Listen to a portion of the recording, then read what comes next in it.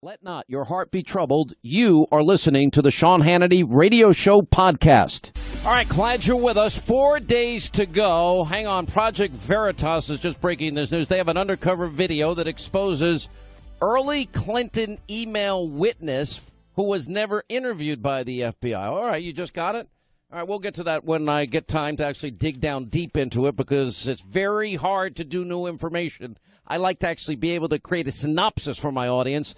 The abbreviated, the abridged version so that I can make more sense and not waste valuable airtime. Anyway, 4 days till Election Day. Puts chills in you. You're feeling a little goosebumpy, aren't you? 4 days. It has been a long, hard election season. By the way, you know who I want to give props to today? Senator Ted Cruz. He's been out on the trail with Mike Pence, and God bless him. Unlike some of these other people, I'm so disappointed in Mitt Romney, the Bushes, John Kasich, so disappointed. And in 5 days from now, we are going to deal with those saboteurs and others that consider themselves to be conservative that haven't factored in the importance of the Supreme Court and the type of justices that Hillary would put on. They haven't factored in the importance of a president that recognizes radical Islam.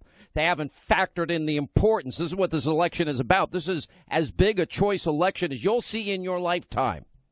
They haven't factored in the need to vet refugees and limit the numbers of refugees from countries whose values and culture are the antithesis of our constitutional values. And whether they want to come here and create a theocracy, whether they want to proselytize, whether they believe in radicalism, convert or die. How do we ascertain that and keep the American people safe? Unlike others, I'm not willing to gamble with the lives of Americans. Neither is Donald Trump. That's what's at stake at this election.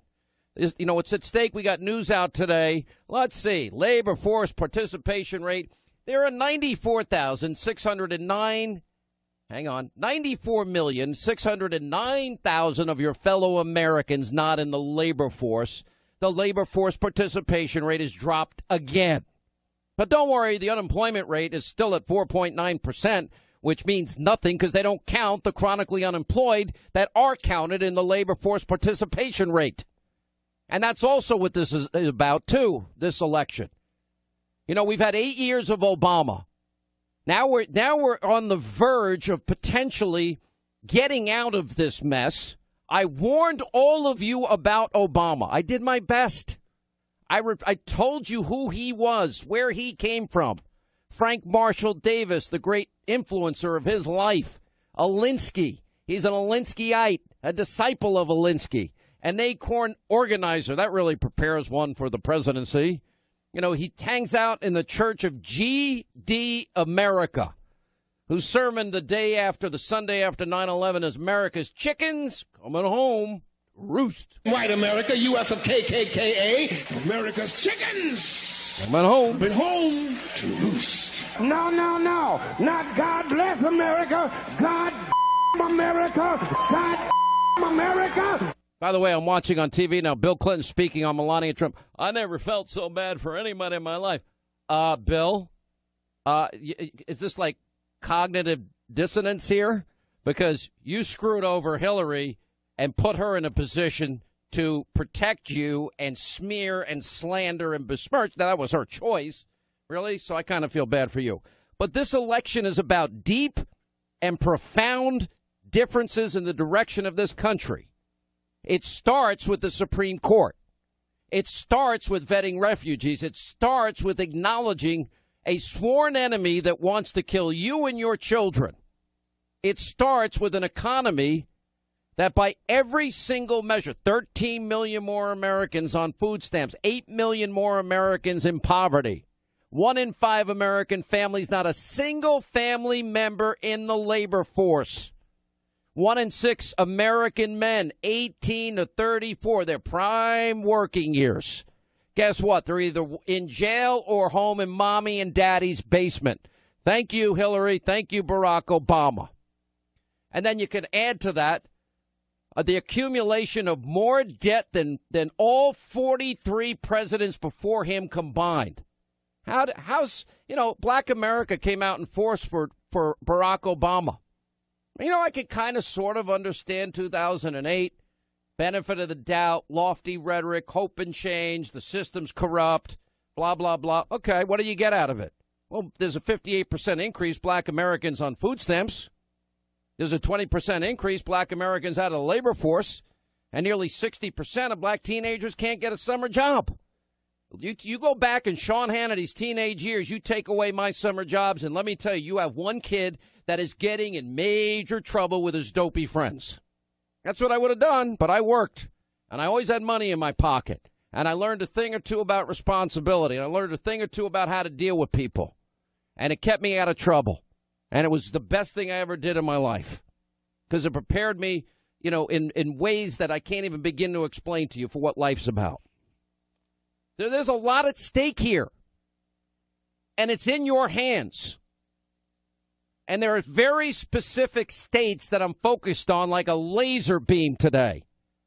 And I'm going to tell you what they are. But and then the first thing I want to tell you today is, and I'm going to contradict myself 5 seconds later, so stick with me.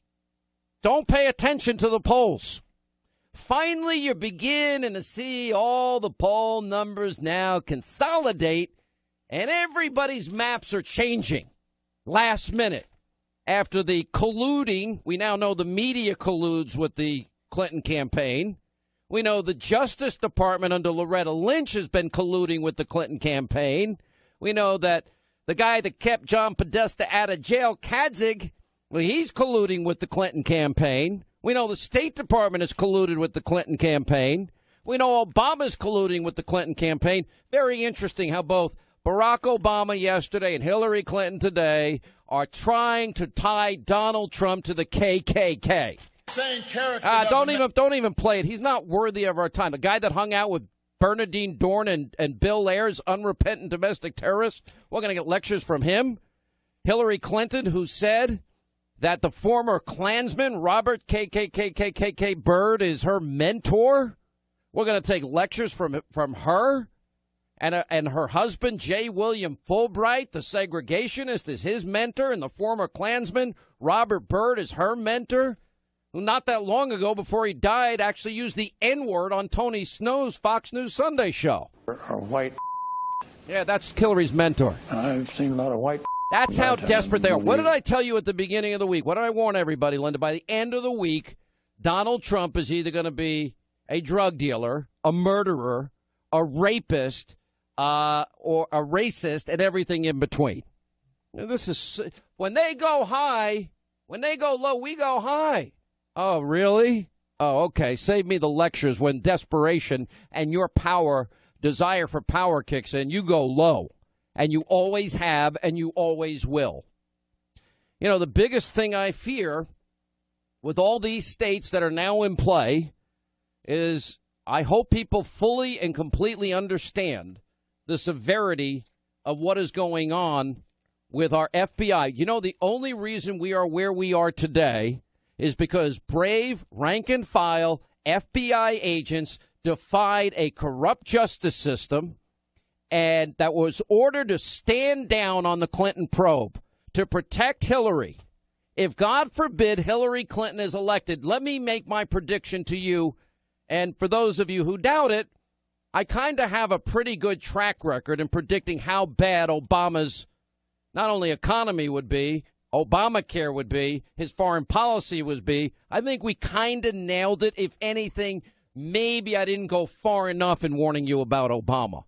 There's no difference between Obama and Hillary.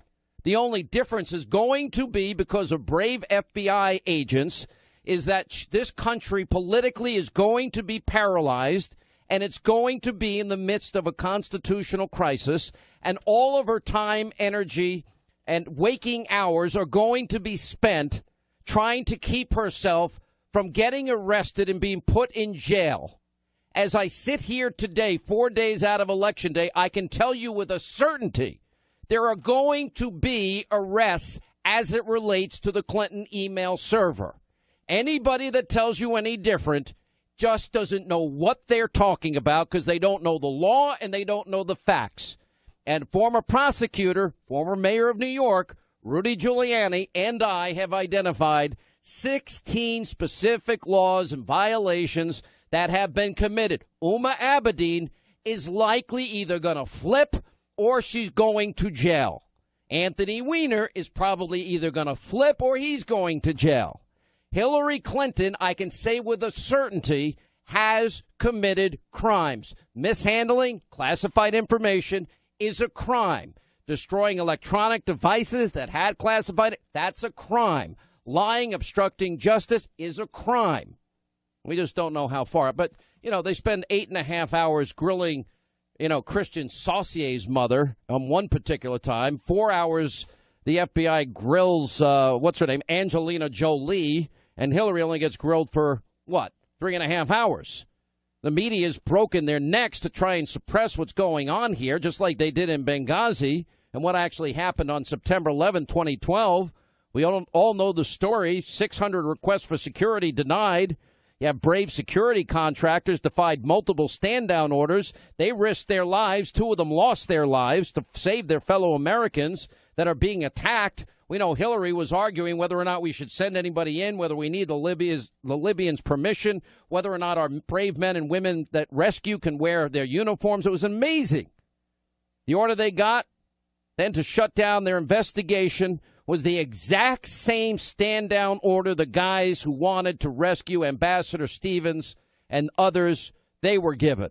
Very typical Hillary stand-down order. We have a handful of brave FBI agents stood their ground, defied their superiors, refused to go along with the Obama Justice Department's cover-up of this massive corruption that they have uncovered at the Clinton Foundation and the Hillary Clinton email server scandal. I've never seen any greater example of bribery, pay to play. The Uranium One deal, tens and tens of millions of dollars go to Hillary Clinton through one donor. And then he gets others to donate millions to the Clinton Foundation. And then he's expanding his company, and he needs the U.S. government to sign off on the right for Russia to have control of 20% of our uranium, which, of course, is used to build a bomb. And Hillary Clinton signs off. If you donate $50 million, you get whatever you want from Hillary. Or the Friends of Bill or the Clinton Foundation donor list so that contractors can benefit if they donated to the foundation to rebuild Haiti. Then they can funnel money back to the foundation. And then you got the whole Moroccan, which is a clear pay-to-play bribery scandal as well. She will spend her entire presidency, if we're stupid enough as a country to elect her, paralyzed, fighting for her dear life to not be indicted or put in jail. Or we're going to watch more corruption, and Barack Hussein Obama will pardon her. And then she could just go with immunity and just start all over again, enriching herself even more. And through the leaks, off-the-record interviews, anything we can think of, brave FBI agents probably now will find out in the years to come have put their careers at risk to tell you, the American people, just how severe this is. Do you understand these guys are probably risking their pensions and God knows what else to get the truth out to you because they believe in law and order and they don't want a two-tier justice system? And if Donald Trump wins 4 days from now, not long after he takes office, he has to, 2 side-by-side ceremonies in the West Wing. One to give the heroes of Benghazi the Presidential Medal of Freedom. The other to give these FBI heroes. They ought to get the exact same award because they're trying to save you from the what is known to them as the biggest liar, the most corrupt and self-enriching person ever to seek the office. You got these honor-bound FBI investigators. They're now the only thing standing between us and our country becoming a full-blown third-world-style banana republic where cronyism and corruption and the swamp rule the day. And the people who play by the rules get trampled. But if you pay, you play. That's what the Clinton world looks like. Headline New York Post front page today, mutiny in FBI over Clinton probes. FBI agents, federal prosecutors got into a bitter feud over whether to pursue the pay-to-play probe at the Clinton Foundation, and the fight went public Thursday when some of the combatants went rogue and leaked the information to the media. That's Brett Baer, who broke that wide open. And New York agents were determined to proceed after hearing secret recordings of an unidentified suspect in a public corruption probe talking about the cash flowing into the foundation from foreign donors seeking favors from the State Department, which, by the way, they all got, which we've been chronicling since his book came out, Clinton Cash. All right, we've got a whole array of guests. I'm going to go through these poll numbers in the next half hour. I know you want to hear them. Relax. I'll get to it. We also have Newt coming on. Mike Pence is coming on today. What else do I have? Oh, that Kathy Shelton case? A sheriff is so disgusted. This is the case where Hillary's bragging on tape that she knows that her client's guilty, raping a 12-year-old girl. Well, we have an update on that case for you today. I know the mainstream media has ignored it. Starting November 9th, there's unfinished business with the news media in this country, which is so corrupt, and with Republicans that they, too, are so corrupt. It's either a new Republican Party or the highway for me. I'll explain all after November 8th. Get to all the polls that I'm telling you to ignore, on the other hand. And I know it sounds nuts, right? I just wanted to give a quick shout-out to our friend Darrell Issa is with us. And, of course, he's the former chairman of the House Government Reform and Oversight Committee. And he's been targeted in his 49th district seat in California.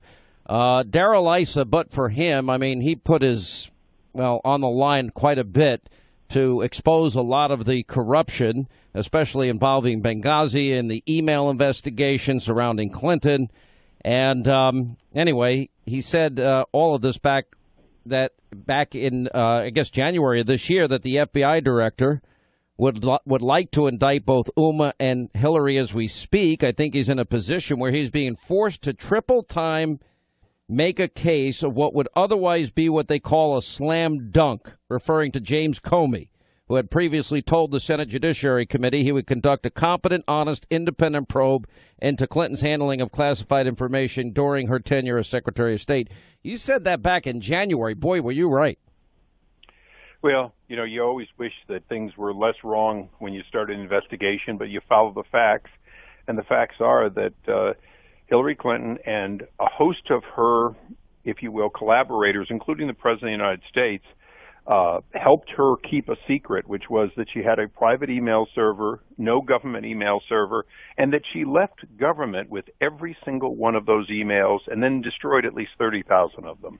Listen, I know they have spent, Nancy Pelosi and Democratic special interest, as I've read in your district, have dumped more than $5 million in coordinated spending against you. And the president personally campaigned for your opponent 2 weeks ago, and he held a pricey fundraiser for him.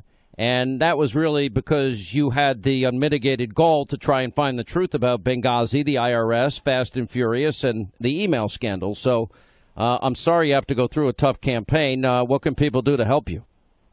Well, they can certainly go to ISA for Congress and contribute, because I have been outspent and continue to be outspent.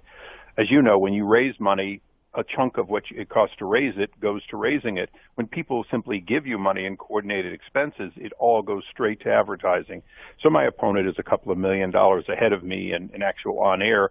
But I do have one thing going for me, which is what you mentioned, and that is that the president came out and he said there wasn't a single major scandal in his administration, and that effectively I made them all up, and he called it chutzpah. Now, I grew up in a Jewish neighborhood, so I don't necessarily have a problem with somebody saying that I have the kind of chutzpah, the kind of tenacity to go where the facts lead you, whether it's President Bush or President Obama or whoever the next president is. So we now have a referendum on President Obama's statement that there hasn't been a single major scandal. I can tell you that Brian Terry's family, the Border Patrol agent killed in Fast and Furious, would disagree. The families of the victims at Benghazi would disagree, and the thousands of members of Tea Party and conservative Jewish groups that were targeted by Lois Lerner and the IRS would disagree. But it's a referendum on that. Who do you believe, the president or the facts that we brought to light? No, I believe the facts that you courageously brought to light. There's very few people in Washington that I'm supporting, Congressman Issa. I really am. I'm not going to bat for a lot of people, because I feel the Republicans have been weak and timid and ineffective and lacking vision and spine and backbone. So I'm very aggravated, but I'll deal with that on November 9th. But you're one of the good guys, Jim Jordan, Mark Meadows, all these guys that are part of the Freedom Caucus I admire a lot. Louis Gohmert, Congressman Steve King is another one. I'm going to miss some people, so I'll stop here. But I appreciate your courage, and I ask people that are in the 49th District, which I guess is where? In the It's southern Orange County, including the old Nixon White House, all the way down to La Jolla, where the president came in and did that $10,000 a plate fundraiser. Yeah. Well, we wish you the best, but if you're in that district, and I know we have a big audience either listening on our Los Angeles affiliate, KEIB, or KOGO, AM 600, both are powerful signals. I ask that they go out and take care of somebody who went to bat for us. Thank you, sir. Well, the vote matters. Thanks a lot, Sean. Definitely does. 800-941-SEAN, our number. By the way, Hillary's really keeping it together. She was asking a crowd in Winterville, North Carolina, are you ready to elect Ray Cooper your governor? Whoops. Sorry, the guy's name is Roy, Hillary. Roy Cooper. Ray Cooper is not going to get elected, I hope. Look, let me go over this and with this caveat. And I know it sounds like I'm speaking out of both sides of my mouth, but I'm not. I'm trying to give you some information. Polls don't matter when you vote. I have never been polled my entire life. Now, you're going to say, some of you who listen regularly, Hannity, you said to Nate Silver at 538 that you believe in polls, not the online polls that you cited after debate. Well, it's just an interest of where the enthusiasm was, but I do believe in polling, actually. To a point. I also believe, and I've given more examples. I read Rowan Scarborough's Facebook page to you one day, and we pointed out all the times polls have been wrong. Brexit is the most recent example. Matt Bevin in Kentucky, a recent example. You know, even the poll numbers going into 2012 is a recent example of the polls being wrong in very key, important swing states. I cannot tell you with any certainty what's going to happen Tuesday. I want to be straight up about it. On paper, this is the tightest, closest election I've seen in my life. On paper, meaning polling paper. So, you know, Nate Silver can interpret it. Let me tell you what's happening. All of these polling organizations that have been trying to deflate your enthusiasm, they're all now tightening up because the last thing they want is on Election Day to be proven so wrong and laughed at. So the polls begin to get a little bit more accurate as we move forward. But as I look at the electoral map, let me just tell you what's really important. If Donald Trump is going to be elected by you, the people, it's very important if you are in any state that voted for Mitt Romney in 2012. Any state. I can go through the list of them. If you want me to go through the list of them, that's all important. But you know who you are. I mean, I've been naming them. Why don't you give me all the leans and all that stuff and pull that off of Real Clear Politics, and I'll go through that in a minute. But then you've got to win if you're Donald Trump. Nevada. Utah, I think he'll win. Arizona, I think he'll win. Then you win Florida, flip Florida. That is Florida I always worry about. I have to, because no Republican's going to win without winning Florida. Ohio, we've got to win Ohio. That's standard fare. People got to get out to the polls. If you don't want this country paralyzed for the next 4 years or less, depending if she can survive not getting arrested, indicted, and put in jail, but certainly a constitutional crisis, certainly a divided country, far worse than what it is today. North Carolina, if you're in North Carolina, you've got to get out and vote. Donald Trump needs to hold North Carolina. If you're in Pennsylvania, I have a poll right here in front of me. It is the Gravis poll, and it has it 46-46. New Hampshire, every poll shows it now pretty much dead even. This one has Trump up by 2. It has Trump winning in Georgia. It has Trump winning in Arizona. But the states that are so important and so key here are the following states: Florida, Ohio, North Carolina. I wish we could put Virginia in play. It doesn't look like it, but it's possible. Maine's 2nd Congressional District. Yes, I'm talking to you in Maine's 2nd Congressional District. Very important for Donald Trump. New Hampshire. New Hampshire, live free or die. I can't think of a more fitting motto for this time of where we are. Then we've got to win Iowa. Iowa's got to flip back red. Then Nevada's got to flip back red. Then Utah's got to hold. Arizona's got to hold. And then I'd like to see New Mexico, Colorado, Pennsylvania, and heck, even Michigan is in play now. It's a 3-point race in Michigan. Otherwise, you're going to get the corrupt government that you deserve. You know, people say to me, Hannity, you were more right about Obama. How many people have called this show, Linda, and said, Hannity, you were more right than I ever thought you were? By the way, I'll never get credit in the news media. We predicted with pinpoint accuracy how bad he'd be. I keep going over what is at stake here. I keep going over the urgency. I can't express the sense of urgency that I have any more than this. When you're talking about a Supreme Court, maybe as many as 4 justices replaced, it will impact this country, this constitutional republic, for generations.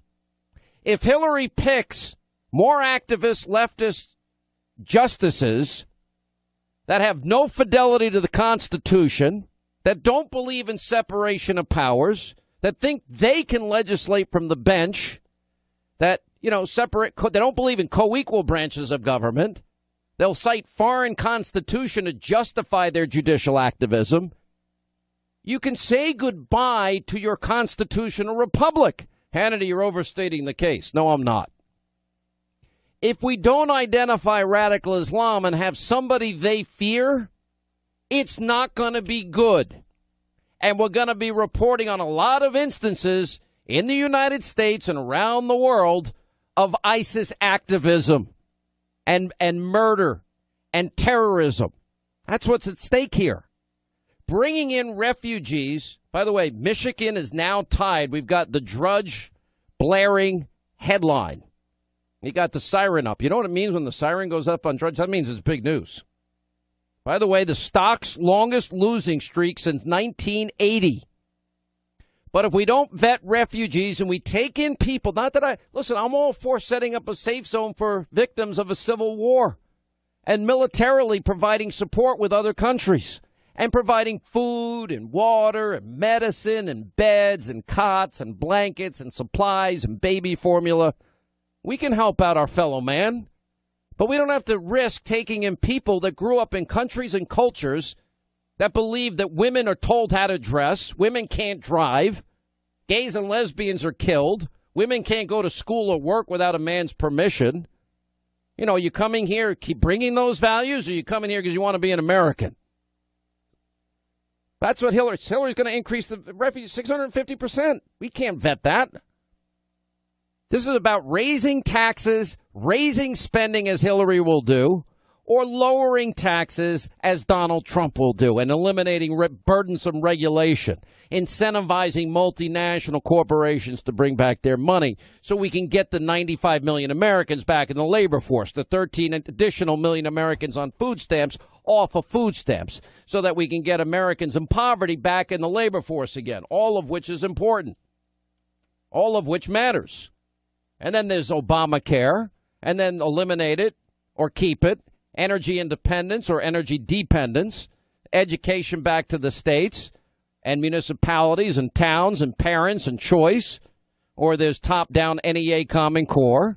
It's immigration, build a wall to protect jobs and protect the country from enemies of this country. You know, right now, Arizona 4 points up for Trump, real clear politics average. Colorado, Donald Trump desperately needs Colorado. Clinton has a 2-point advantage, real clear politics average. We got Florida right now is Clinton 1.2.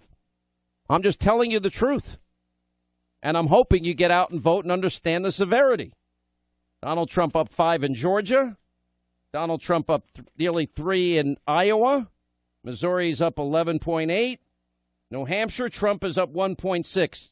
New Hampshire is critical at this point. Nevada, Trump is up 2. Minnesota, Clinton's up 6. Michigan, we have a poll out today. It's tied, but Hillary's up 4. Maine, well, that doesn't really matter. I'm just appealing to all of you. If you're in Nevada, Utah, Arizona, Colorado, New Mexico, and again, I'm not ignoring any of you other states. I'm telling you, these are the states that are going to decide this election. Florida, please, Florida, Panhandle, Southwest Florida, get out, get your neighbors out. Ohio, Iowa, North Carolina, Pennsylvania, Michigan, Wisconsin, Minnesota, Maine, New Hampshire. Your country needs you. If I could beg, I would beg. You know why? Because I don't. Well, Hannity, it's better if a liberal gets elected, then you have somebody to beat up on for the next 2 or 4 years. I'm like, no. I love my country so much more. I love my country. I'll take lower ratings and Trump in office. Although that probably wouldn't happen anyway, because they're going to try and undermine him from day one. Don't put this country through a constitutional crisis. Don't put this country through paralysis, all of which will happen if you elect her. There's only so much I can do. Tried to warn you. Please tell your friends and neighbors. Those states I mentioned are key, crucial, pivotal. Have the sense of urgency that you need for your children and your grandchildren. We're going to bring back our jobs that form the backbone of the American middle class and our country as a whole. Our jobs are being stolen. Pennsylvania has lost almost 40% of its manufacturing jobs since NAFTA, a deal signed by Bill Clinton and supported by Hillary Clinton. The city of Philadelphia has lost more than 1/3 of its manufacturing jobs since China joined the World Trade Organization, another Bill and Hillary-backed disaster. A Trump administration will renegotiate NAFTA, believe me. And we have the greatest negotiators in the world. We will use our great negotiators. We'll have a fair deal, but we'll have a deal that goes in 2 directions, not one direction, right into Mexico and these other places. And stand up to foreign product dumping, currency manipulation, and unfair subsidy behavior. We are going to bring manufacturing jobs, lots of jobs, back to Pennsylvania. We're going to do it, and it won't even be difficult. We're going to open modern mines and take care of our great miners. Our miners have been mistreated horribly. We will be producing clean coal, oil, natural gas, and shale energy. We're also bringing back our steel workers who have been so badly hurt, whose jobs have been stolen by the dumping of steel all over this state and, frankly, all over this country by China and other countries. Nobody has been treated worse than these workers, but that will change on January 20th of next year, believe me. It will change. The Clintons. From dead broke to worth hundreds of millions. So how did Hillary end up filthy rich? Pay-to-play politics. Staggering amounts of cash poured into the Clinton Foundation from criminals, dictators, countries that hate America. Hillary cut deals for donors, sold out American workers, exploited Haitians in need. She even handed over American uranium rights to the Russians. Hillary Clinton only cares about power, money, and herself. I'm Donald Trump, and I approve this message. Decades of lies, cover-ups, and scandal have finally caught up with Hillary Clinton. Hillary Clinton is under FBI investigation again after her emails were found on pervert Anthony Weiner's laptop. Think about that. America's most sensitive secrets, unlawfully sent, received, and exposed by Hillary Clinton, her staff, and Anthony Weiner. Hillary cannot lead a nation while crippled by a criminal investigation. Hillary Clinton, unfit to serve. Unfit to serve. Here we are, 4 days till Election Day. A lot of voting going on now around the country. So far, early voting numbers show increases for Republicans by and large, decreases for Democrats by and large. If you look at the Real Clear Politics average, this is about as close an election on paper that we'll ever see in our lifetime. Joining us now is the Indiana governor and the vice presidential candidate for the Republicans, Governor Mike Pence. Governor, how are you? I'm great, Sean. Great to be with you from Greenville, North Carolina. We just had another rousing rally here. By the way, you're doing so much. Yesterday. You're just doing so much better than Tim Kaine. I think he gets about 30 people at his rallies, and you get thousands. Well, Donald Trump gets thousands, and I'll tell you what, it's the people are coming out because Donald Trump has given voice to the frustrations and the aspirations of the American people like no one in my lifetime since our hero Ronald Reagan. I mean, these people are coming out about 1,000 a day in North Carolina, and I was in Michigan earlier, and seeing the tens of thousands that come out for Donald Trump is, I think it's a testament to the fact that Donald Trump's vision to make America great again, to rebuild our military, revive our economy through tax relief, to make appointments to the Supreme Court of the United States that will uphold our Constitution and the liberties that are enshrined there. I think it's resonating with people all across America, and I think we're 4 days away from a great victory for the American people, Sean. What do you think of the early voting, absentee voting numbers as they're coming in a lot of these key swing states? So I'm sure you get these numbers every day like I do. Yeah, right. Well, I think it's number one. We celebrate when any American exercises their cherished franchise of voting. But I think some of the early voting numbers some of the conclusions people are drawing don't take into effect that while we're grateful for the overwhelming and virtually unanimous support of Republicans around the country. It's growing every day as Republicans come home. But also, these people don't realize that Donald Trump is getting a lot of Democrat votes. I mean, he's getting a lot of independents across the country. And so we're just going to keep, we'll just keep working our hearts out, carrying our message to the four corners of North Carolina, four corners of the United States of America. And I think it's the message, and frankly, it's Donald Trump's brand of leadership that is inspiring this incredible movement across the country. Yeah, I agree totally. Look, I've gone over this electoral map as closely as anybody on a daily basis. For your path to victory with Donald Trump is this: you've got to win every state that Mitt Romney won.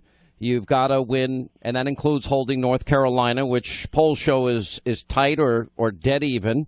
You've got to win Florida. You've got to win Ohio. You've got to win Iowa. And then you've got to pull in Maine 2nd Congressional District in New Hampshire, or pull in Pennsylvania, or pull in Michigan, or pull in New Mexico, or pull in Colorado. As you look at that map, how confident are you that you get those states? Well, I'll tell you, I was just in Colorado, just in New Mexico. The enthusiasm is just palpable on the ground. I mean, it's one of the things Donald Trump says to me more than anything else when he and I are campaigning together.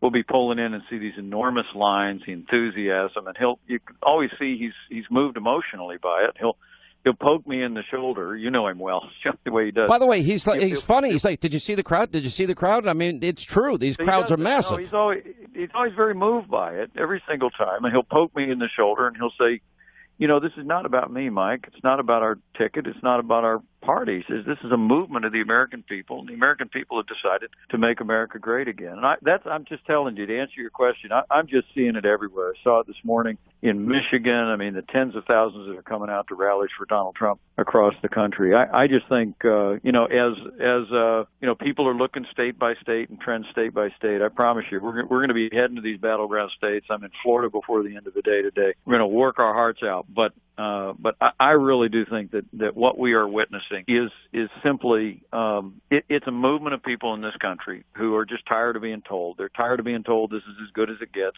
They're tired of being told that Washington, D.C. will get around to solving these big problems someday, just not today. And I really think they're tired of being told, like Ronald Reagan used to say, that, quote, a little intellectual elite in a far distant capital can plan our lives better for us than we can plan them ourselves. I mean, I think what you have is the American people saying enough is enough. And I literally, the map, you got to look at that map, Sean. That's your line of work.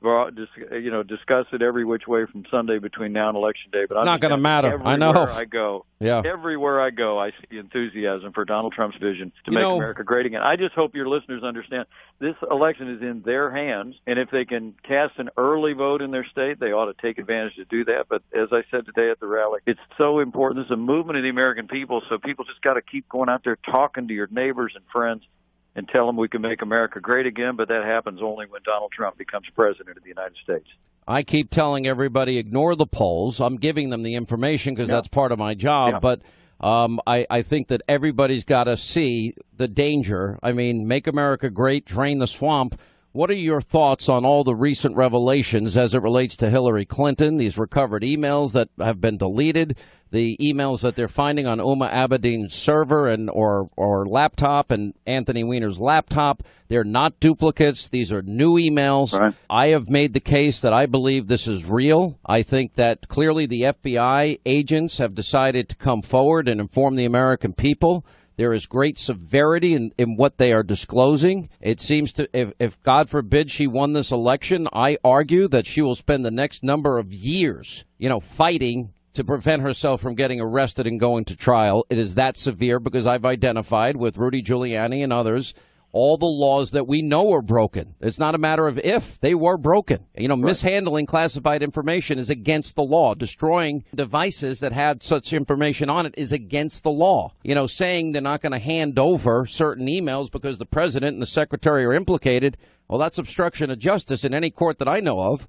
So I would argue that the country will be paralyzed, no progress will be made, and we will be facing a constitutional crisis worse than Watergate. Well, Sean, I have to tell you, I'm just grateful that the director of the FBI kept his word to the Congress and to the American people. He said that after that really incomprehensible decision this summer, that, like you said, they found that she had mishandled classified information on a private server, that they concluded only that she was extremely careless. But he told the Congress, he told the American people, if more evidence came forward, that they would reopen the investigation. They have. We commend them for that. Confident that they'll process that in a professional and timely way. But, I truly do believe what you said is right. As facts and information come out from this new investigation, what we already know about Hillary Clinton's years as Secretary of State, the pay-to-play politics, the outright corruption, what many in the national media even call a circle of enrichment, I just think the American people have had enough. They've had enough of the fast and loose ethics of the Clintons. They've had enough of pay-to-play politics, and all of that comes to an end the day that Donald Trump becomes president of the United States, because his only special interest will be the American people. And we're going to pass ethics reform in the first 100 days that's going to change this revolving door that exists between the Congress and the White House and lobbying firms in Washington, D.C. In a word, we're going to drain the swamp. I couldn't agree more. This is his big governor, a choice election. I know you're a fan of Reagan. I've always been a fan of President Reagan. But, this is as big a choice election as I've seen in my adult lifetime. And my first vote actually was for Reagan in 1980. But I look at this election, and this is what I see. The Supreme Court, which will impact this country for generations, now is in play. It's either going to be originalist or activist justices. I see that we need a president that can say radical Islam, or one who refuses to. One that will vet refugees that come from countries whose values and culture directly contradicts our constitutional values. That's in play. Cutting taxes, raising spending. That's in play. Keeping Obamacare or doubling down on it, or eliminating it and offering free market solutions like healthcare savings accounts. Firing coal miners and putting coal companies out of business, or becoming energy independent. Education back to municipalities and states, or top-down NEA Common Core. Immigration, you build a border wall or you don't build the wall, and that means we have more competition for 95 million Americans out of work, and the possibility that our enemies cross that border. It's as profound a difference as I've ever seen. Well, Sean, I honestly can't improve on that. That's as good a summary I think I've ever heard. I would just tell you, I told the crowd here in North Carolina today, this election can be summed up to, as Reagan said in the 1960s, it's not so much even between left and right, or Republican and Democrat.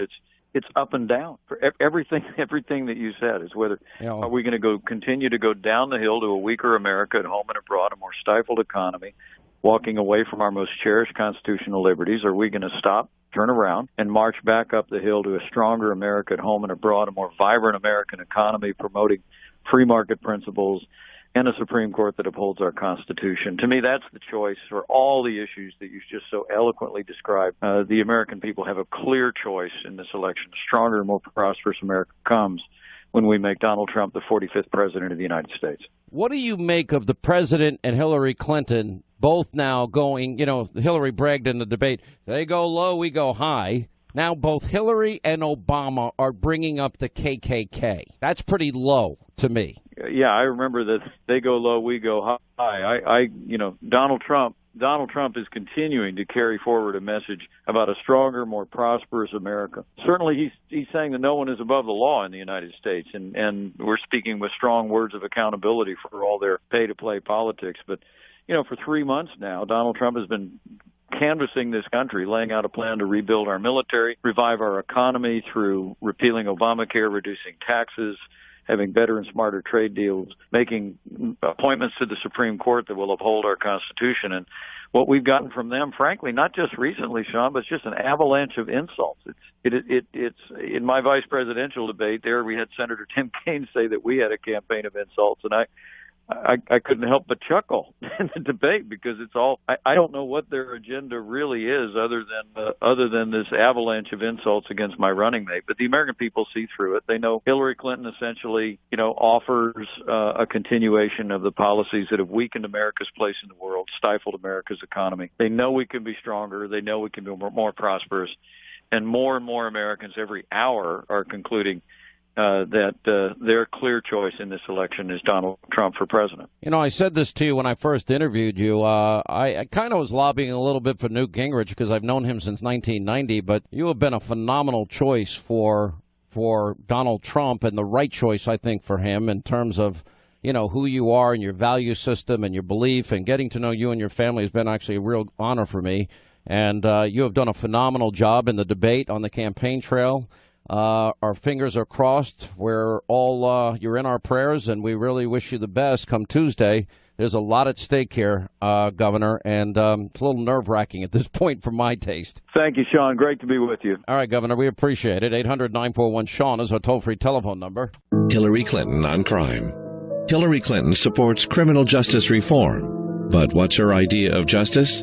Fewer criminals behind bars, allowing violent predators back on our streets. One criminal Hillary freed was Tommy Taylor.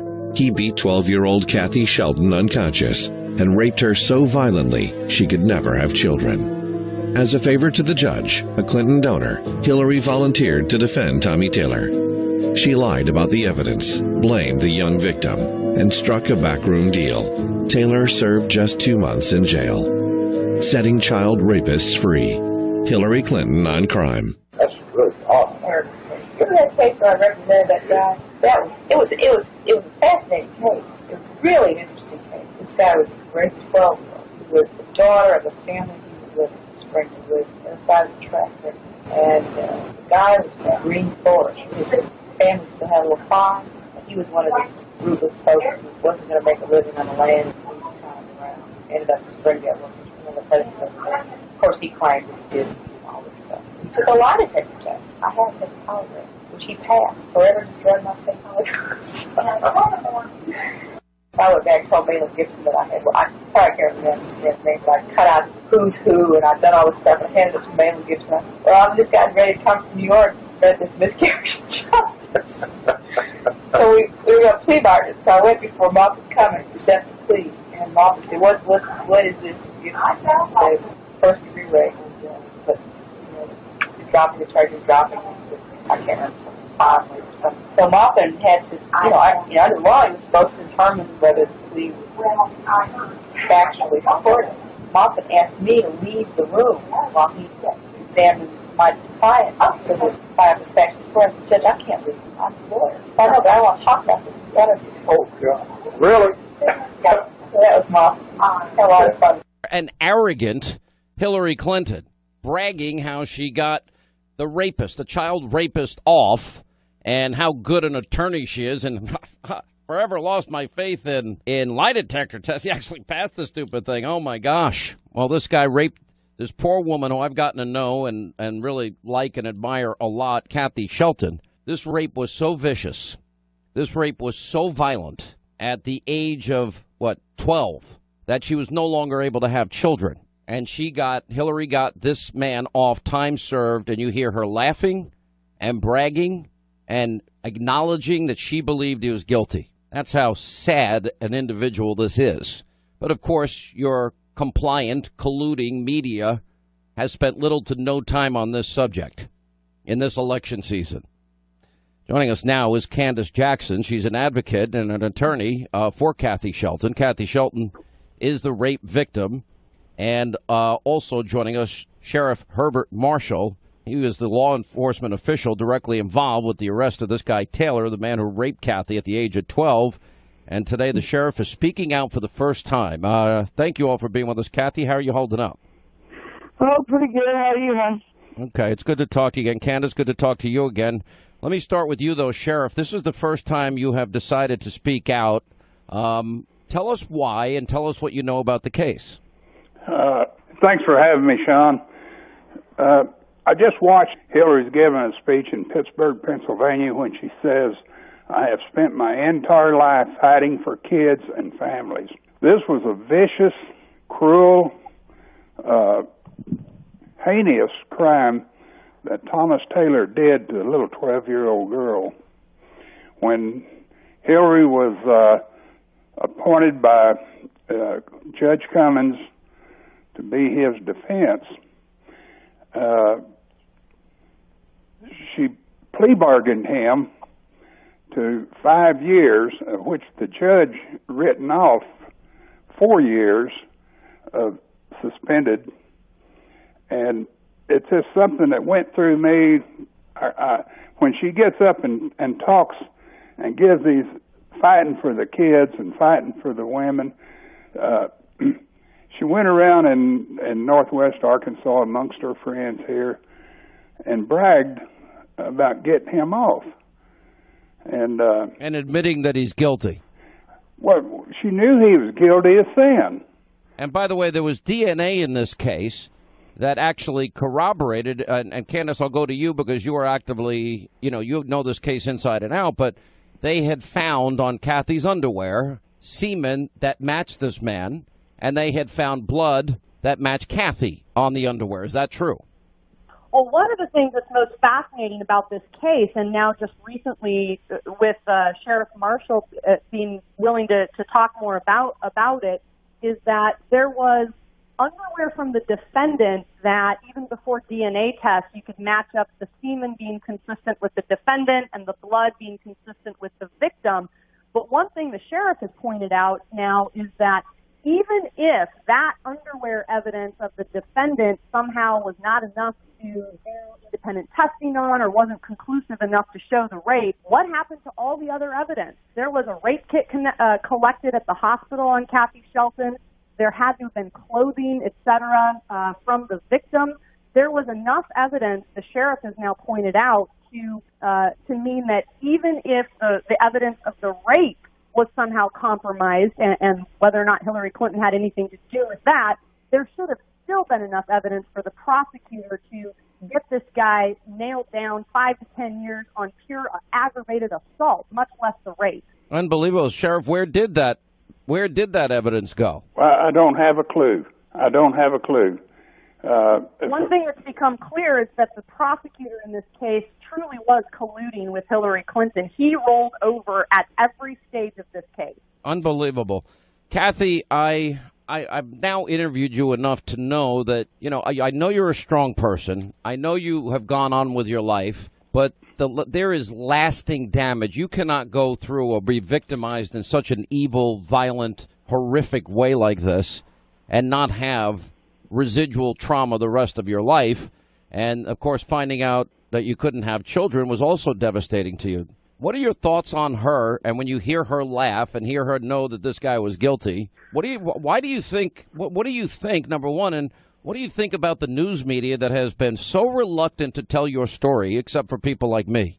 I'm really happy that it's getting out there, the truth, because she made everything I said or done, even with proof of it, like I was a liar, that I asked for it, said that she'd known me for 6 months. We'd only lived here for 2 at the time, so it came from Fort Smith. She will, to get where she wants to be in life, Absolutely. She will lie, cheat, steal, and lie under oath to get it, just so that she can get where she wants to be in life. You know, yeah, go ahead. I've had lots of problems, and lately I've been dreaming stuff, and I even told my cousin yesterday I may have to start going back to counseling since we've been talking about this a lot, because it's been I've kind of broke down a few times, and it's been really hard, and my life has never been the same, and it won't be. That's something you just don't ever forget when something like that happens. I totally understand that. Totally understand that. Candace, one of the things that Kathy did bring up here, in her filings, I mean, Hillary Clinton was brutal to Kathy Shelton, and they're talking about, well, young girls from families like her could be subject to a lot of fantasizing, sexualizing, imagination. I mean, really, really dug at her hard.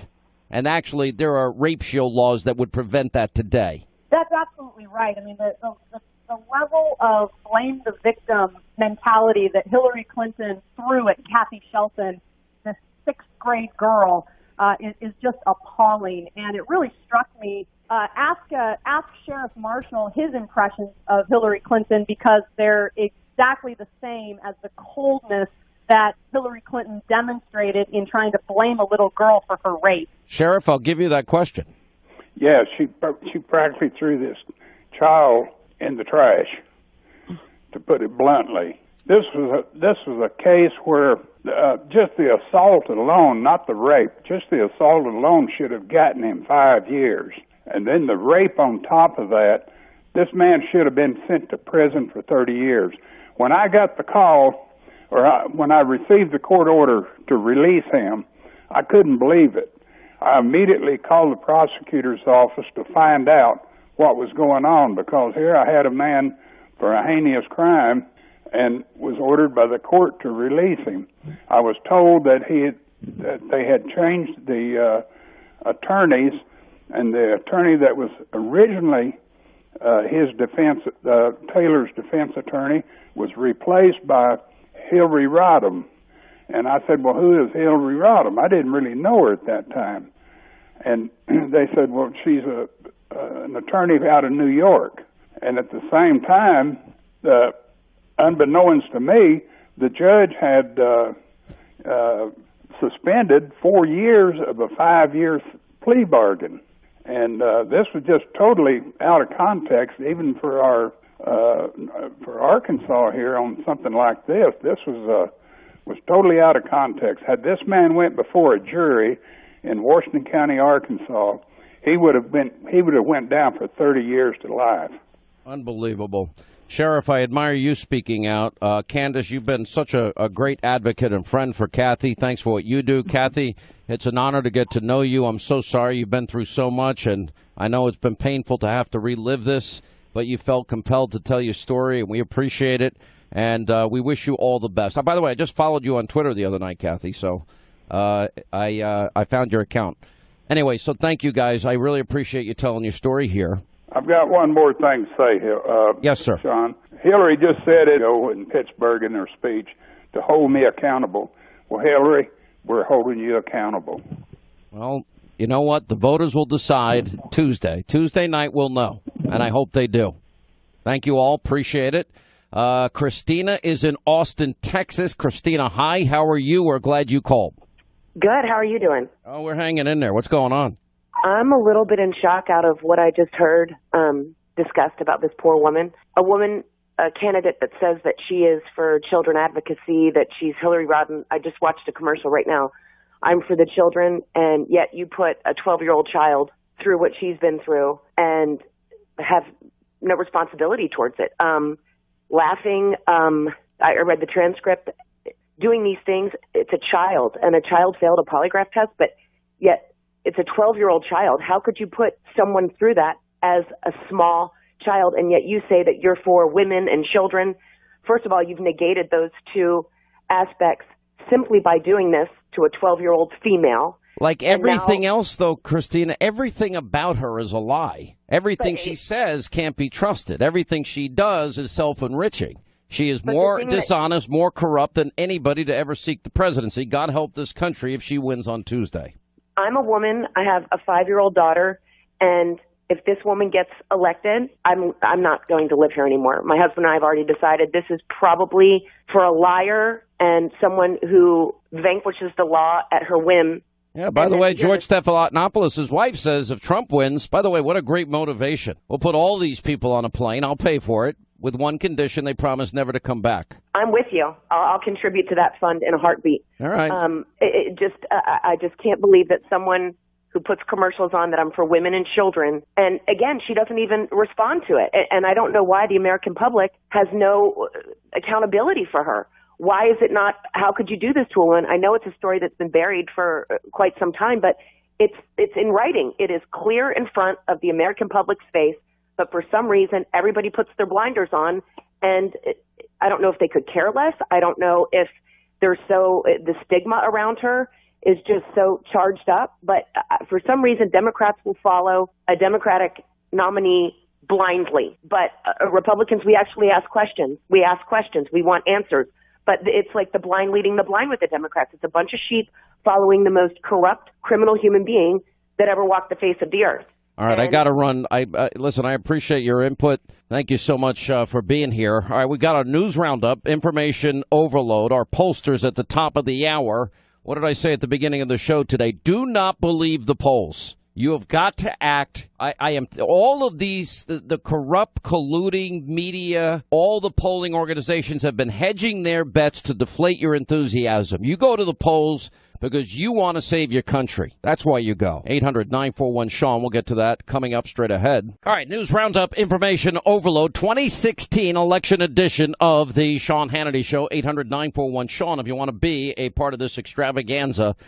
Here is, as I said at the beginning of the program, you know, it's very interesting to watch pollsters who, for pretty much most of the election, were trying to deflate, in my opinion, the enthusiasm of Trump supporters by, oh, Hillary's going to run away. Oh, Hillary. Well, they all know that if they come out the day before and they show as close, then they won't look as ugly and bad as they've been throughout the entire campaign. But if you look at these polls, Iowa, probably Trump. He's up. North Carolina, I'd say slight advantage Trump, but very, very close. Florida, as always, is a pain in the neck. Very, very close. Ohio's looking better for Trump, but still, Ohio's Ohio. Still close. Arizona, it's a close race. Georgia now has solidly moved into the Trump column, thank God. Georgia's come home. Nevada, close, too close for comfort. Then you've got New Hampshire is close. Colorado is close. Virginia is within 3. Michigan is within 3. And, Michigan's actually even. Pennsylvania's within 3. And Wisconsin is within 4. I don't know what to make of this. The only thing, my advice, in spite of bringing our friends and pollsters on here, because they've got their life experience that we can rely on here, I have no idea what is going to happen on Tuesday. And if you have a sense of urgency about the direction of your country, if you're worried about being paralyzed for the next number of years because Hillary Clinton is going to be battling and spending all her time and attention trying to stay out of jail and sneak out of an indictment, if you're worried about whether or not you want a president that can say radical Islam, if you're worried about bringing in refugees from countries that have values that are contradicting our constitutional values, if the Supreme Court, which will impact this country for generations, matters to you, and you want originalists like Thomas and Scalia back on the bench, if rather than judicial activists that Hillary will certainly put on the bench, if you want lower taxes to stimulate economic growth, if you want multinational corporations incentivized to bring back trillions of dollars, if you want a lower business tax rate, and you don't want Hillary's $1.2 trillion in tax increases, $1.4 trillion in spending increases, then this election matters. If you're tired of losing your doctor, losing your plan, already you're paying $4,100 more per family per year since Obamacare has been in effect, and we have the projections for 2017, and on average it's anywhere between 50 and 100% rate increases next year alone. But the president says it's an isolated incident. If you'd rather replace it with free market competition and individual health savings accounts, vote for Trump. If you want coal miners to get fired and coal companies to go out of business, vote for Hillary. If you want to become energy independent, instead of relying on the lifeblood of our economy from countries that hate us, then vote for Trump. If you want education sent back to the states rather than top-down NEA Common Core supported Hillary education, vote for her or vote for Trump. If you want a border wall built so that people aren't coming here and taking American jobs and the enemies of this country don't have free access anytime they want, vote for Trump to build the wall. That's how profound Tuesday is for the future of this country. John McLaughlin, pollster, founder, McLaughlin & Associates. Doug Schoen, pollster, political analyst at the Fox News Channel. Welcome both of you back. Thank you. You guys want to make predictions on this? Because I can't. I have no idea. Absolutely, I do. I believe, despite the fact that it is a very close race, that I think there is still a slight, and I underscore slight advantage for the Secretary of State. And Sean, I'm not voting for her. No bias, no spin. I think there are more ways for her to win than Donald Trump. 100%. There's absolutely no doubt. The electoral map starts out that way, though. Yep, that is true. There's a but here, Sean, and it's something you and I have talked about, but I think it deserves to be said on air. What Donald Trump has yet to do is close the deal, to reassure those Clinton-hating undecideds that he will offer a new direction, a new vision, but most of all, unity, conciliation, and a sense that America can, as it was under Ronald Reagan, be great again. Not with rhetoric, hectoring, yelling, screaming, and defiling. Did you see him today? I watched his speech earlier today, and I thought it was his pitch, his tone, his cadence. He did exactly what you're saying. And he's got to do it nationally. He needs a national broadcast, a national audience to deliver that message. Otherwise, Sean, only those of us who are professional politicians and groupies will get it. He needs to reassure a core, not his core constituency, Sean, but those out there who hate the secretary, who feel as you do, but have not yet been convinced that Donald Trump is fit for the job. John McLaughlin, I don't think... Look, I could see what Doug just said playing out on Tuesday night, that Hillary wins by a hair. Unfortunately, I don't want to scare my audience, but I could see that playing out. Yeah. I could also see playing out Donald Trump winning by more than a hair. Yeah. I can't put a finger on it. Listen, guys, I've been doing this my whole life. This is the only time in my life I didn't know. I don't know what's going to happen Tuesday. Yeah. I don't think it's going to be a hair. I think Donald Trump's going to win decisively because I think he's taken Doug's advice about change. And his message has been to end the corruption, drain the swamp, bring change to Washington. And as you said, Trump is really busting butt going around the country, hitting 3 or 4 cities a day, and his speeches are getting coverage, and his tone is reasoned, his tone is smart. Now, I do agree with Doug is you can buy 2 minutes of roadblock time on a Sunday night or Monday night. I've done it before for other candidates where you run the same ad across, you film it that day or you go live and you do a national address, and it just takes 2 minutes. That's too long these days for a lot of voters. And you can get your message up, and people will realize that we don't have to have another 4 years of corruption. We don't have to have continued flat, stagnant economy, no jobs, be insecure about our national security at home and abroad. He can get that change message out. And the reason I'm saying this is even as we were speaking today, or right now, and projecting what the votes are, on that Real Clear Politics average of polls, their website, Clinton has gone way down from over 300 electoral votes assured to 208. And you've had Trump rise up to 164, and you have 13 states that 166 electoral votes totally moved into toss-ups. Now, I disagree with a lot of them in there because I think the difference is Trump has momentum where he's moved even or ahead in the average of those polls, the most recent polls in those states, like they do have North Carolina in there. He's going to win. North Carolina, what's amazing is President Obama was in North Carolina telling people to go vote.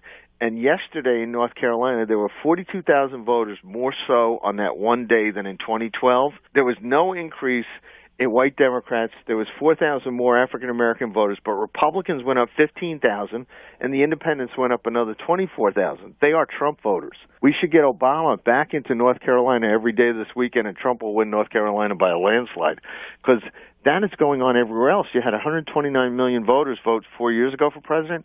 You're going to have over 140 million this time. And Trump is making the difference. He's bringing those new voters in. Almost every pollster has North Carolina either tied or in Clinton's column. Now, there have been polls. There was one poll this week that had Trump up by 7, so that was a little confusing to me. Look, let's look at the absolute reality of what Trump has to do. He has to hold every state, including North Carolina, that Mitt Romney won. Mitt Romney won it by 2.5 points. He has to add to his column Nevada, Iowa, Ohio, and Florida. Will he do that, John? Yes. Okay, then he's going to win every one of those states. They're giving him now in all these states. They're giving him Ohio, and he's ahead of Nevada. Okay, so now that means he has to win Maine Congressional 2 and either New Hampshire, New Mexico, Colorado, Pennsylvania, or Michigan, Wisconsin, Minnesota. Can he win those states? Yes. They're all like on the margin of error right now. They're all close. In fact, he's got the momentum tied in New Hampshire. He was up there today. I'm playing devil's advocate here. Look, I'm a reality-based individual. I'm not Pollyanna. Mm-hmm. What do you say? Yeah, go ahead. We have a good weekend. Trump's going to win those. And the one thing I will tell you is, remember 4 years ago, Obama was losing the average of the polls or tied until Sunday before the election. It really matters in an electronic age of Facebook and digital and social and texting. You have to keep running hard until all those polls close in those states on Tuesday, because people will change their minds on Sunday, Monday, and Tuesday during the day. It's unbelievable. I mean, we live, eat, and breathe this. It's amazing to me that people are still making up their mind, but you're right. That happens every election year, and I'd say momentum Trump. I expected all week a bomb to drop on Trump. And Sean, I don't want to say it on air because it would be scurrilous and salacious, but there was a bomb that was averted, I think it was yesterday or 2 days ago. About the Jeffrey Epstein thing. Yes, exactly. Yeah, well, how do they go there with Bill's connection to Epstein? You know, I don't know how. I'm not part of it. I don't know. But let's just say the biggest development today that I don't think anyone other than perhaps the three of us are aware of is the fact that the FBI has confirmed or leaked that there are emails on Huma and Anthony's laptop that are relevant to the secretary that were not in the original batch given over to the government. Yeah. That, to me, is a potentially huge development that has gotten very little attention. Right? What do you think, John? No, the mainstream media is extremely biased because we've heard rumors that Huma has been told not to leave the area. They consider her a possible flight risk. And the only time the FBI tells somebody like that is when they're possibly going to be indicted pretty quick or charged with something. Look, we don't have an extradition. Listen, she signed her separation agreement. Are you saying that Huma Abedin could get arrested before Monday? I don't think so, but I don't think that's going to happen.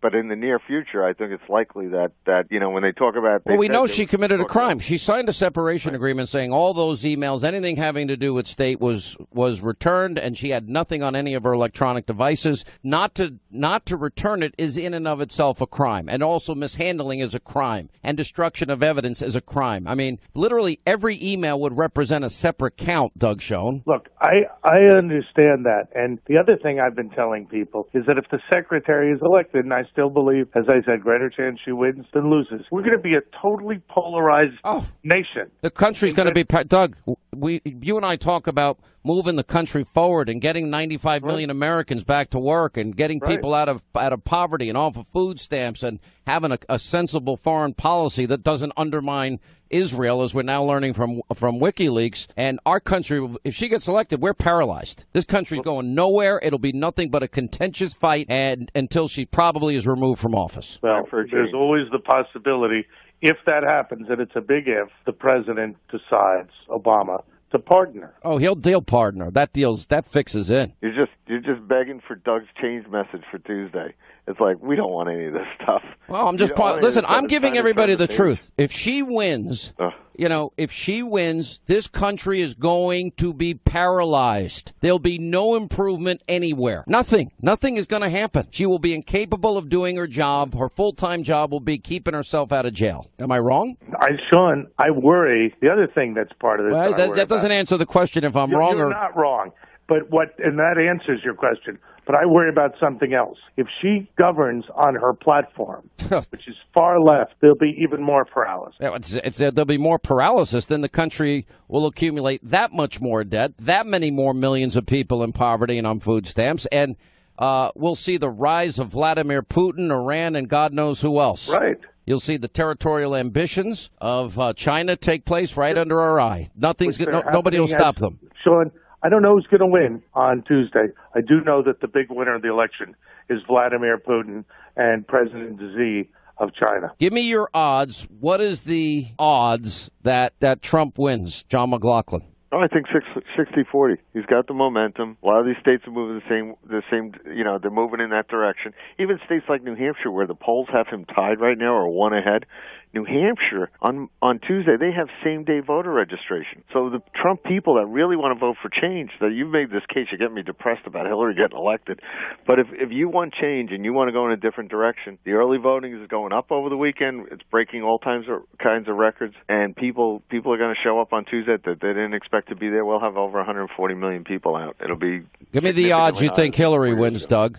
60-40 for the secretary. Wow. But Donald was down at 20. He's up to 40 in a week. Hillary's gone from 80 to 60, and she's falling rapidly. All right. I'm not trying to split hairs, but I am going to tell you my prediction. 50-50? You're going to cut us in half. I'm cutting you in half. It's 50-50. It is 50-50. Look, I'll just give you the numbers. I mean, it's every state that I mentioned at the beginning of this is close. Yes. And the biggest hope that I have, John, is that they're going to break. There's no late decider that's going to break towards Hillary. That is for sure. Guys, it's going to be interesting. I hope my audience is listening. I tried to warn everybody before Obama. And Doug, even you'll admit I was more right than you ever thought. You were more right than I was about Obama. I can see that sadly, but clearly. I'm just as right about her. All right, thank you. I'm not with her. I disavow her. No, listen, I admire you. I do. I just wish you were at 60-40 Trump. Anyway, 800-941-SEAN is our number. What is WikiLeaks doing? Are they trying to put Trump in the White House? Trump would not be permitted to win. Banks, intelligence, arms companies, well, they all want him beat. Foreign money, etc. Yeah, is all united behind Hillary Clinton, and the media as well. So media owners and even journalists themselves. There's a early 2014 email from Hillary Clinton, so not so long after she left Secretary of State, to her campaign manager, John Podesta. That email, it states that ISIS, is funded by Saudi Arabia and Qatar, the governments of Saudi Arabia and Qatar. I think this is the most significant email in the whole collection. And perhaps because Saudi and Qatari money is spread all over the place, including into many media institutions. All serious analysts know, even the US government has mentioned or agreed with, that some Saudi figures have been supporting ISIS, funding ISIS. But the dodge has always been it's just some rogue princes using their cut of the oil money to do whatever they like, but actually the government disapproves. But that email says that no, it is the governments of Saudi and the government and Qatar that have been funding ISIS. The Saudis, the Qataris, the Moroccans, the Bahrainis, particularly the Saudis and the Qataris, are giving all this money to the Clinton Foundation, while Hillary Clinton is Secretary of State, and the State Department is approving massive arms sales, particularly to Saudi Arabia. Under Hillary Clinton, and our Clinton emails reveal significant discussion about it, the largest ever arms deal in the world was made with Saudi Arabia, more than $80 billion. In fact, during her tenure as Secretary of State, total arms exports from the United States in terms of the dollar value doubled. And of course, the consequence of that is that this notorious terrorist jihadist group called ISIL or ISIS is created largely with money from the very people who are giving money to the Clinton Foundation. Yes. That's extraordinary. All right, that cut that you just heard is Julian Assange in his most recent interview. How banks, intelligence, arms companies, the media, all are aligned now with Hillary Clinton. 2014 email says that ISIS is being funded by Saudi Arabia and Qatari governments who are also giving money to the Clinton Foundation. Joining us now, he's been with us all week. He's been amazing, is former Speaker of the House, Newt Gingrich. I just got a look at the latest Fox poll coming out tonight. It's a 1-point race. The IBD poll has it tied.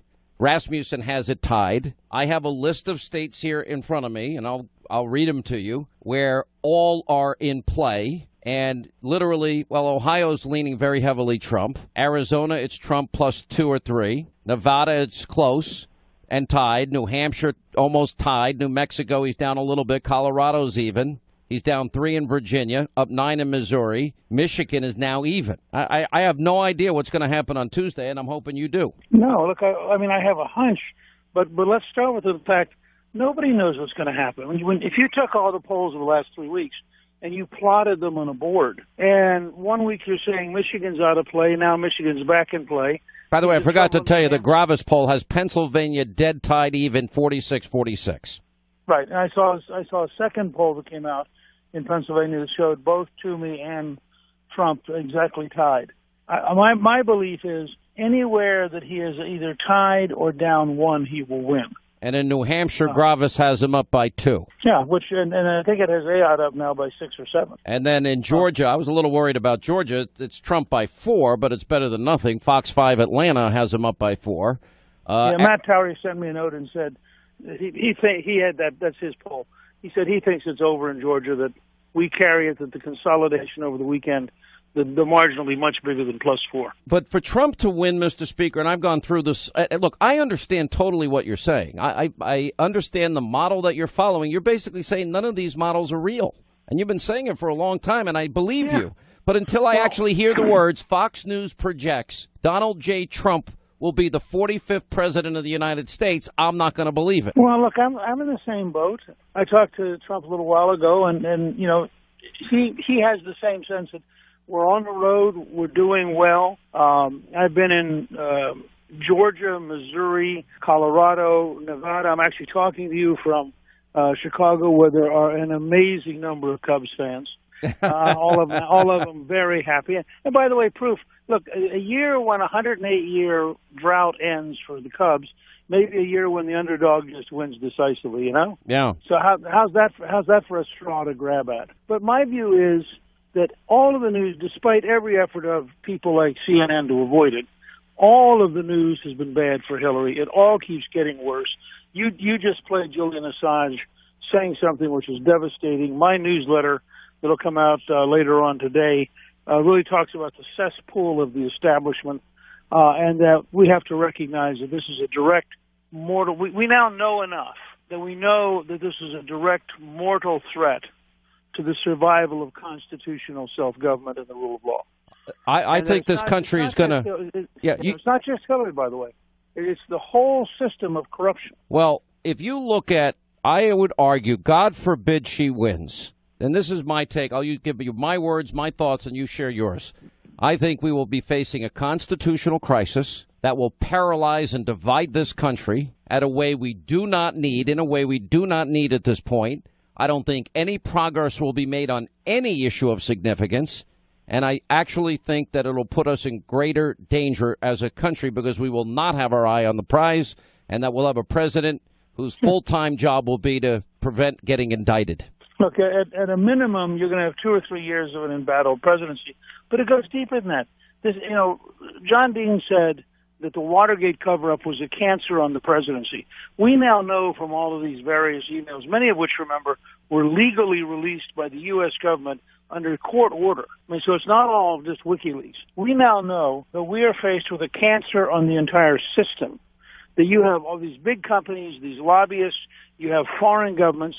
And one of the things we did today, Vince and Ross were helping me do research, and you go back, there's a specific provision in the Constitution that you can't take money from foreigners if you are in public office, and there's a specific law which says that means your spouse can't take money either. So I'm going to argue, and I'll put together in the next few weeks, every single foreign donation while she was in the Senate or she was in the State Department was by definition illegal. Unbelievable. So that's how sick this is.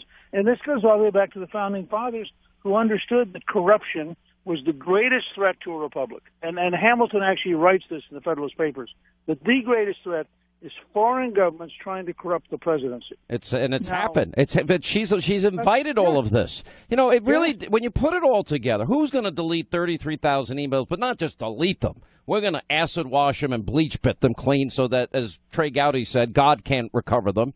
Why would one go to that length? Why would you go to the length of circumventing the State Department secure email server for a private server in a mom and pop shop in a bathroom if there wasn't some real desire to get away from Freedom of Information Act requests and congressional oversight, which, by the way, is illegal? And then you're sending classified information. Then you got the series of lies that she told about it. And then you've got the connections that we now put the dots together, that all of it was about self-enrichment. And the Clinton Foundation, the Uranium One deal, where Hillary Clinton had to literally come in and help out a guy that had donated $32 million and got others to donate tens of millions of dollars. And this guy had this company, and he started merging, and she personally had to sign off for one of her big donors that Russia has control of 20% of our uranium resources. You wouldn't do that for anybody that didn't give you $50 million, would you? Oh, and then you go to more and more stuff keeps coming out. And what people have to recognize is, you know, the Doug Band's 12-page memo really is the Rosetta Stone that opens up everything. This was a conscious, deliberate, systematic conspiracy to enrich the Clintons at the expense of the United States of America, at the expense of the rule of law, and to do it in a way which they knew was illegal, and so they were trying to hide it. I mean, there's no other practical explanation of what we're living through. Mm-hmm. Do you trust the polls, Mr. Speaker? What are your general feelings about polls? Because, look, I remember back in '94, and we've been friends for a number of years up to that point, and I had the honor of being your MC the night you became the Speaker of the House, one of the greatest nights of my life, to be honest, and one of the great honors of my life. And I was there, and I got to watch this history unfold before my eyes. But, you know, you knew weeks in advance you were winning because you kept telling me, no, we got it. We got it. For the first time in 40 years, you're going to take over Congress, and you had that confidence. Well, and I think you have to look at a lot of factors. It's not just polling. It's also what's the turnout like. I mean, I don't know any place where Hillary Clinton is going to attract African-American votes at the size that Obama did. And yet that was a very big part of his key to being able to win. And so you go down those kind of things, and you look around, and you begin to realize there also is going to be a very intense Republican turnout, because people are not only voting against Hillary, they're voting against the media, they're voting against the whole way this has been set up, they're voting against the corruption. I can just tell you from traveling around now, and people walking up to me on the street, people walking up to me in airports, there is an intensity among Trump supporters that has zero parallel with Clinton supporters. What is going to happen if Donald Trump wins with all of these establishment Republican people that have sabotaged him every step of the way? And what if, God forbid, he lost by a tiny margin? How angry will Trump supporters be? I know I'm angry already. Well, I have shocked several reporters by saying, you know he's not going away. Well, I agree with that. So there will be a Trump movement, and the Trump movement will be definitive, and Republicans will get to define themselves as pro and anti-Trump, and the anti-Trumpers will get beaten in the primaries in 2018. Mm-hmm. I mean, it's not complicated, because what's happening is this is one of those things you can never go back. We will never, ever again see America the way we did before this campaign, because we've seen so much stench, such a swamp, to use Trump's words, such a cesspool, to use the word I use in my newsletter today. This is so bad that we're not going to turn back and say, oh, let's just be friends and go forward. You know, we also now understand how much we, the American people, are sold out for multinational corporations in ways that are totally inappropriate and that threaten the very survival of our system. So I think you're going to see a much more aggressive and militant conservatism coming out of this. And then, you know, I don't think of them as anti-Trump anymore. The pro-Clinton Republicans are going to have to make a decision. I mean, they can either come back and join the party again, or they can stay out there as a remnant, as a fossilized remnant, and just disappear and become irrelevant. You know, the Republican Party, there either needs to be a new party, a revitalized party, a party that is focused on the suffering of 95 million Americans out of the labor force. You know, I get the distinct impression, when have Republicans ever gone into black neighborhoods and bang their hand on a table or a desk and say, we're fighting to fix your educational system, which is a disaster, and we owe that to you, and we believe in the God-given talent of your children, and we're going to do it. I mean, I don't see the fight in these people that we need to transform this country and get it on the right track. Well, I do think there's a new generation of Republicans coming along, and I think there's a lot more energized senses. Remember, I believe this is the beginning of a 20-year cycle where it will get more and more and more intense the more people learn about how sick the system has been. Oh, boy, we learned that. By the way, Julian Assange showed us how sick it is, showed us how evil and corrupt it is, and we owe him a debt of gratitude, and people get mad when I say that. But listen, I got to let you go, but I want to remind people, you're in Illinois tonight at Anderson's Bookshop. What is that, in Naperville? Naperville? That's in Naperville. We'll be there at 7, and tomorrow we're going to be at Barnes & Noble in La Crosse at 2 in the afternoon. And that's Wisconsin, La Crosse, Wisconsin. We look forward very much to seeing your many fans. All right, so it's going to be tonight at 7 in Naperville, Illinois, Anderson's Bookshop, and then tomorrow, 2 p.m., Barnes & Noble, Valley View Mall, La Crosse, Wisconsin. All right, Mr. Speaker, we'll talk on Monday with only 1 day to go. Thank you. 800-941-SEAN, our toll-free telephone number. You want to be a part of the